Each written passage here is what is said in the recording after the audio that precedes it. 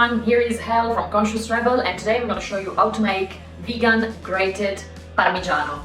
Parmesan. I'm a huge fan of Parmigiano. In Italy, when my mom has a piece of Parmigiano, I always tend to eat one piece after another. I can't stop. And I never found anywhere a recipe that would give me the same taste as the Parmigiano. This one is exactly that recipe. I got it from Cucina Botanica. I will leave the link to her channel in the description box. This is the kind of consistency. It looks like Parmigiano too.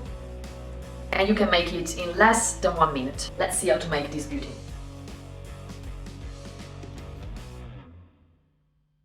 Just literally put all the ingredients in a food processor. So, cashew nuts, nutritional yeast, almonds, salt and miso. Close it and process it until you will get a kind of Parmesan, not powder, but like granules. You can put it inside a jar and it will last about a month.